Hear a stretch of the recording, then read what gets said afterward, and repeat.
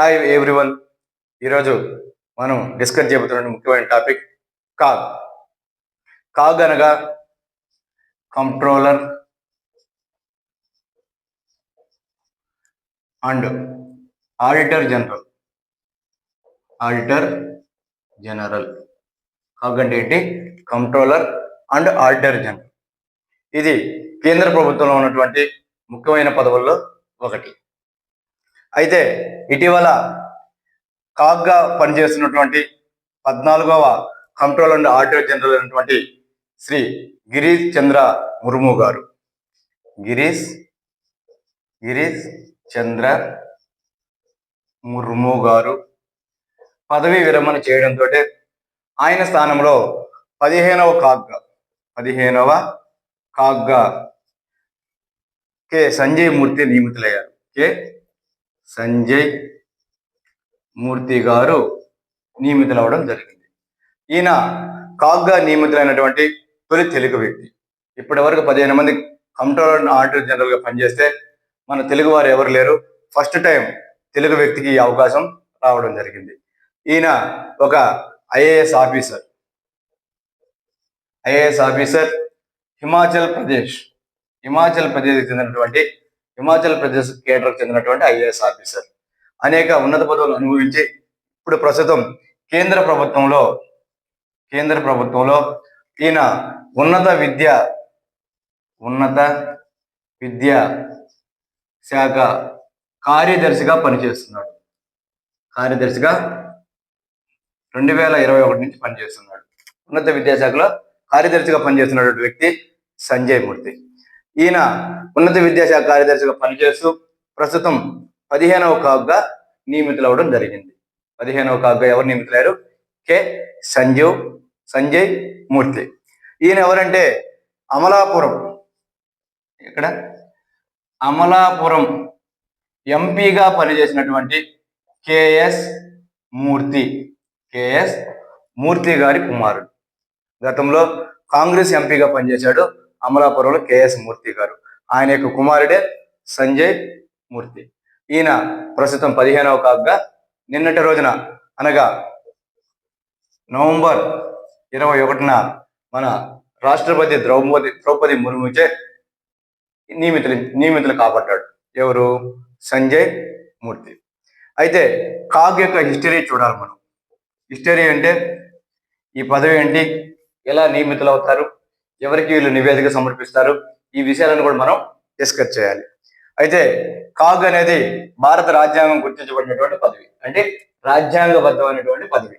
రాజ్యాంగంలోని 148 నుంచి 151వ ఆర్టికల్స్ 148 నుంచి 151వ ఆర్టికల్ వరకు కాగ్ విధులు ఏంటి, కాగ్ నియామకం ఎలా జరుగుతుంది, నివేదికను ఎవరికి సమర్పిస్తారు, ఈ విషయాలను కూడా ఈ 140 నుంచి 151వ ఆర్టికల్ వరకు తెలియజేయబడ్డాయి. అయితే కాగ్ని ఎవరు నియమిస్తారంటే రాష్ట్రపతి నియమిస్తారు. ఎవరు నియమిస్తారు? రాష్ట్రపతి నియమిస్తారు. ఈయన చేత ప్రమాణ స్వీకారం చేయించేది కూడా మన 3వ షెడ్యూల్లో పేర్కొన్న విధంగా, అంటే 3వ షెడ్యూల్లో అన్ని ప్రమాణ స్వీకారాల గురించి తెలియజేస్తుంది. ఈ 3వ షెడ్యూల్లో పేర్కొన్న విధంగా ఇతని చేత ప్రమాణ స్వీకారం చేసేది కూడా రాష్ట్రపతి. 3వ షెడ్యూల్ ఏం చెప్తుంది? ప్రమాణ స్వీకారాల గురించి తెలియజేస్తుంది. దీనిలో పేర్కొన్నటువంటి విధంగానే రాష్ట్రపతి కాగ్ చేత ప్రమాణ స్వీకారం చేయిస్తారు. ఈయన యొక్క పదవి కాలం 6 సంవత్సరాలు, నియమితులైన దగ్గర నుంచి 6 సంవత్సరాలు లేదా 65 సంవత్సరాలు. అంటే ఆయన నియామకం కాబడిన రోజు నుంచి 6 సంవత్సరాల ముందైతే 6 సంవత్సరాలు, లేదా ఆయనకి 65 సంవత్సరాలు వయసు పూర్తయితే అప్పుడు అతను పదవి విరమణ చేయవలసి ఉంటుంది. అంటే ఏది ముందైతే అది 6 సంవత్సరాలు లేదా 65 సంవత్సరాలు. ఈయన తన నివేదికను ఎవరికి సమర్పిస్తారంటే రాష్ట్రపతికి సమర్పిస్తాడు. ఎవరికి? రాష్ట్రపతికి.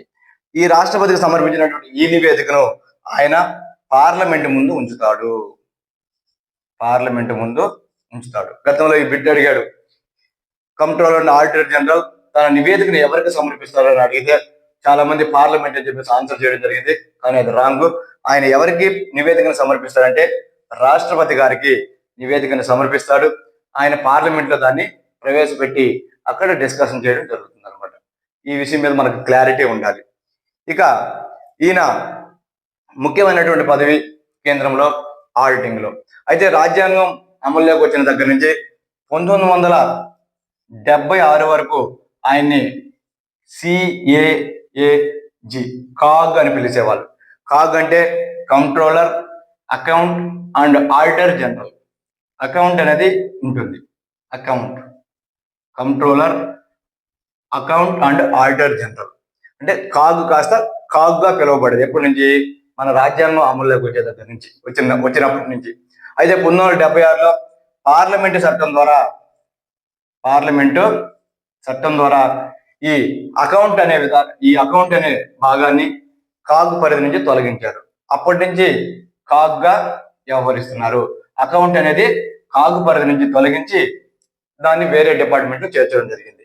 ప్రస్తుతం కంట్రోలర్ అండ్ ఆడిటర్ జనరల్ గా మాత్రమే పనిచేస్తున్నారు. అంతకుముందు controller, account and auditor general. Account అనేది ఆ కాగ్ పరిధి నుంచి తొలగించడం జరిగింది. ప్రస్తుతం కాగ్ గా పిలుస్తున్నాము. ఓకే, ఇది. అయితే కాగ్ గురించి రాజ్యాంగం రాసినటువంటి డాక్టర్ బిఆర్ అంబేద్కర్ గారు రాజ్యాంగం సృష్టించినటువంటి ఉన్నతమైన లేదా అత్యున్నత పదవుల్లో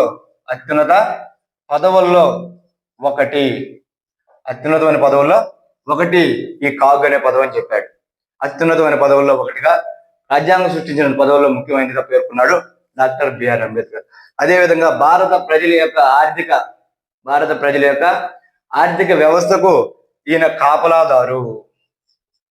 కాపలాదారుగా ఉంటాడు. ఎవరు? మన కాగు. భారత ప్రజల యొక్క ఆర్థిక మొత్తం వ్యవహారాలుగా అన్నిటికీ కూడా కాపలాదారుగా ఉంటాడు. ఆడిట్ నిర్వహిస్తాడు. ఆ ఆడిట్ నివేదికలను రాష్ట్రపతికి సమర్పిస్తాడు. రాష్ట్రపతి వాటిని పార్లమెంట్ లో సబ్మిట్ చేస్తాడు. ఓకే, ఏ వ్యవస్థలో అయినా సరే తనిఖీ చేసే అధికారం కాగ్ ఉంటుంది. రాష్ట్రాల పరిధిలో ఉన్నటువంటి వ్యవహారాలు కూడా పరిశీలించి ఆడిట్ నిర్వహించి ఆ నివేదికను కేంద్రానికి, ఆ రాష్ట్ర గవర్నర్కి సమర్పిస్తూ ఉంటాడు కాగ్ గారు. ఓకే, ఇది కంట్రోలర్, ఆడిటర్ జనరల్ అంటే. ఇతన్ని ఎలా తొలగిస్తారు? తొలగింపు అనేది ప్రత్యేకంగా రాజ్యాంగంలో పేర్కొనలేదు. మన భారత సుప్రీంకోర్టు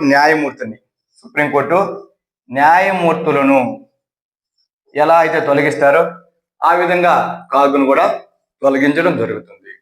ఓకే, ఈ విధంగా ప్రస్తుతం 15వ కాగ్గా ఎవరున్నారు? సంజయ్ మూర్తి ఉన్నారు.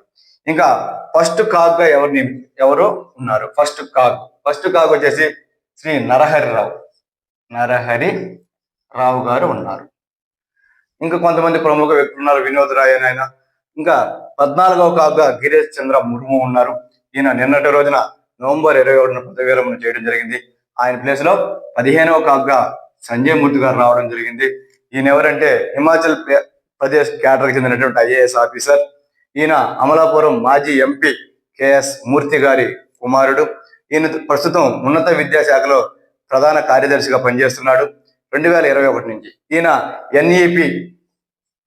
NEP అంటే నేషనల్ ఎడ్యుకేషన్ పాలసీ అమలులో ప్రధానమైనటువంటి పాత్ర పోషించాడు. NEP అనే దాంట్లో ప్రధానమైన పాత్ర ఎవరిదంటే ఈ ఉన్నత విద్యాశాఖ కార్యదర్శిగా పనిచేస్తున్నటువంటి సంజయ్ మూర్తి గారి.